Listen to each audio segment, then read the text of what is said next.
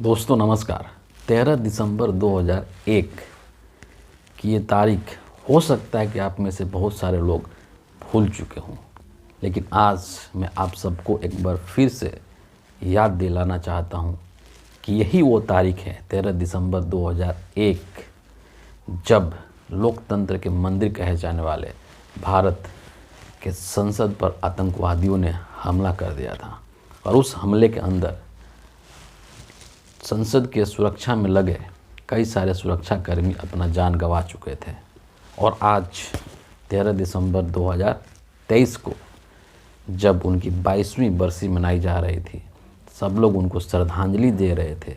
उसी वक्त आज भारतीय संसद के अंदर फिर कुछ ऐसा हुआ जिससे कि पूरी संसद की सुरक्षा व्यवस्था को लेकर के एक प्रश्न चिन्ह खड़ा हो गया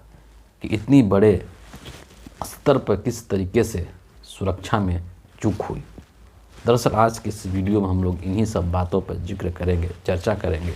कि आखिर आज क्या हुआ, क्या पूरा घटनाक्रम था और किस तरह से ये सवालों को पैदा करता है, किस तरह से सवालों को घेरे में डालता है संसद के सुरक्षा व्यवस्था को। दरअसल होता क्या है कि जब संसद का सदन चल रहा होता है तो उसके अंदर एक दर्शक दीर्घा बनाई जाती है, विजिटर्स गैलरी होती है, जहाँ पर कि बाहर के लोग जा कर के और संसद की कार्रवाई देखते हैं कि संसद में क्या हो रहा है और क्या कैसे हो रहा है। और जब से ये नया संसद भवन बना है तब से लेकर तब जो इन चीज़ों को और ज़्यादा अहमियत दी जा रही है। और जो जानकार लोग हैं जो कि संसद भवन के अंदर अक्सर जाते हैं, उनका ये कहना है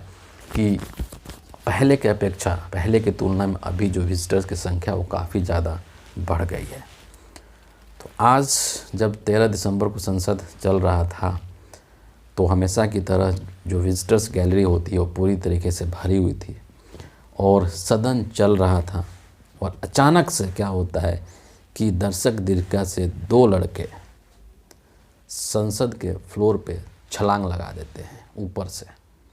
और छलांग लगा करके और जो बेंच बना होता है, जो सीट बनी होती है जो सांसदों के बैठने की, उस पर कूदने लगते हैं एक बेंच से दूसरे बेंच की ओर। और जब ये चीज़ हुआ इसके बाद संसद के अंदर पूरा जो है हंगामा मच गया। और इतना ही नहीं बल्कि उनके पास कुछ आपत्तिजनक चीज़ें थी, जैसा कि सामने निकल कर के आ रहा है कि उसमें से एक जो पर्सन था उसने अपने शूज से, जूते से कुछ ऐसी चीज़ें निकाली जिसको कि लोग स्मोक कैंडल बोल रहे हैं। उसमें से ऐसा एक धुआं सा निकल रहा था पीले कलर का, और पूरा जो वहाँ का जो वातावरण था उसमें पीले कलर का धुआं जो है वो दिखने लगा। और सभी जो सांसद हैं वो भौचक्के रह गए। और कुछ लोगों ने वहाँ पर आगे आकर के, सांसदों ने वहाँ पर आगे आकर के और इस चीज़ को कंट्रोल किया, उन दोनों को दबोच लिया, पकड़ लिया और फिर उनको जो है सुरक्षा में जो तैनात लोग थे उनको उनके सुपुर्द कर दिया। ये जो था घटनाक्रम था, लेकिन ये घटनाक्रम कई सारे सवालों को जन्म देता है और कई सारे सवाल जो इससे उत्पन्न होते हैं। सबसे पहले आपको मैं ये बता दूं कि ये जो विजिटर्स होते हैं वहाँ पर जो लोग जाते हैं वो ऐसे नहीं कि कोई भी चला जाए, उसके लिए आपको बाकायदे पास की ज़रूरत पड़ती है। और ये जो व्यक्ति हैं, जो आज विजिटर्स गैलरी के अंदर गए हुए थे, इन दोनों का जो नाम है उनको मैं बता दूं आपको। एक का नाम सागर शर्मा है और दूसरे का नाम मनोरंजन है। और ये जो दोनों हैं, ऐसा बताया जाता है कि दोनों मैसूर के हैं और दोनों इंजीनियरिंग के छात्र रह चुके हैं, मतलब इन्होंने इंजीनियरिंग किया हुआ है। और जहाँ तक पास की बात है तो इन दोनों लड़कों को जो पास देने वाला पर्सन है वो कोई और नहीं है बल्कि बीजेपी के एक सांसद हैं। और उन सांसद महोदय का नाम जो है वो प्रताप सिम्हा बताई जाती है। और ये जो हैं कर्नाटक के मैसूर से सांसद हैं बीजेपी के। और इन्हीं के दफ्तर से इन दोनों लड़कों को उस विजिटर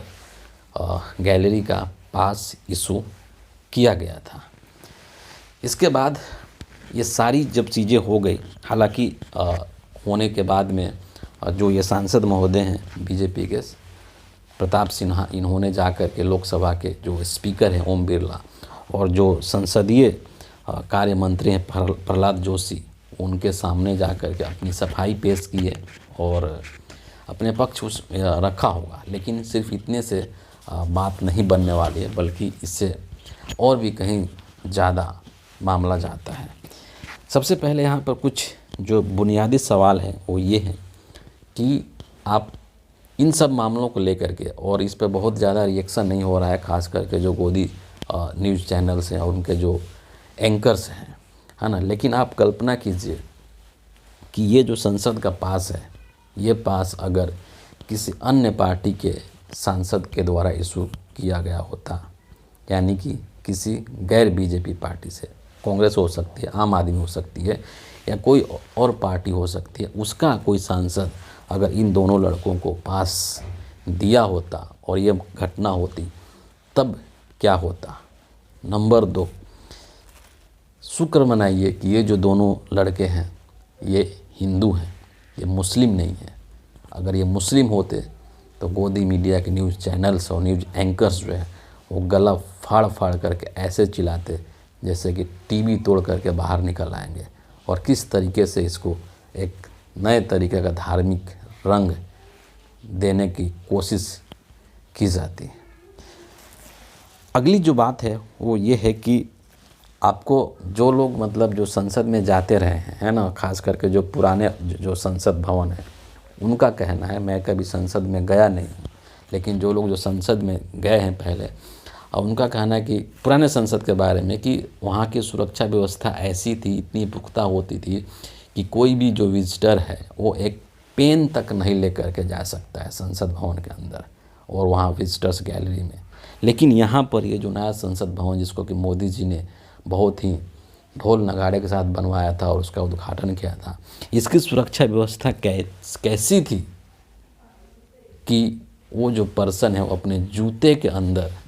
एक ऐसा पदार्थ लेकर के चला गया। क्या आज के जब इतना हाई लेवल का सिक्योरिटी है, ऐसे ऐसे इक्विपमेंट्स आ गए हैं, टेक्नोलॉजी आ गई है, किस तरह की संसद की सुरक्षा व्यवस्था है नई संसद भवन की, कि एक बंदा खुलेआम जूते के अंदर इतना बड़े जो है एक साइज़ का वो एक पूरा दिखाया गया है, उसको लेकर के चला गया। हो सकता था कि उसके जगह पर वो कुछ विस्फोटक पदार्थ भी लेकर के जा सकता था या कुछ भी लेकर के जा सकता था। संसद की जो सुरक्षा है, जो संसद का सुरक्षा व्यवस्था है, वो उसको पकड़ने में कैसे नाकामयाब हो गई, ये एक बहुत बड़ा प्रश्न चिन्ह है। संसद के सुरक्षा में इस बड़े स्तर के चूक को लेकर के अब जाहिर सी बात है कि जांच होगी, पड़ताल होगी और उसका क्या निष्कर्ष निकलेगा ये भविष्य के गर्भ में है। लेकिन सवाल यहाँ पर यह भी है कि ये जो बीजेपी के सांसद महोदय हैं, इनके ऊपर क्या कार्रवाई होगी, और जिन लड़कों को इन्होंने पास जारी करवाया था, क्या ये उन लड़कों को जानते थे, नहीं जानते थे, क्यों पास इशू करवाया था, क्या उन लोगों का मकसद था। ये सारी जो चीज़ें हैं वो कहीं ना कहीं एक बहुत गंभीर समस्या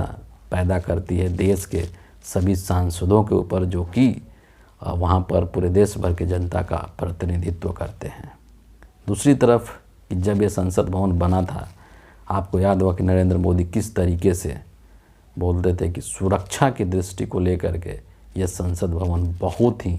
महत्वपूर्ण है और बहुत ही ज़बरदस्त है, इसकी जो सुरक्षा व्यवस्था है। लेकिन उसी सुरक्षा व्यवस्था को तार तार कर दिया आज इन दो लड़कों ने, और कहीं ना कहीं उसमें बीजेपी के सांसद महोदय की भी जवाबदेही बनती है। और देश जो है, आपको याद है एक और चीज़ कि 2001 के अंदर भी जब संसद पर हमला हुआ था, उस समय भी केंद्र के अंदर बीजेपी की सरकार थी, अटल बिहारी वाजपेयी प्रधानमंत्री थे। और आज फिर 2023 में जब संसद के ऊपर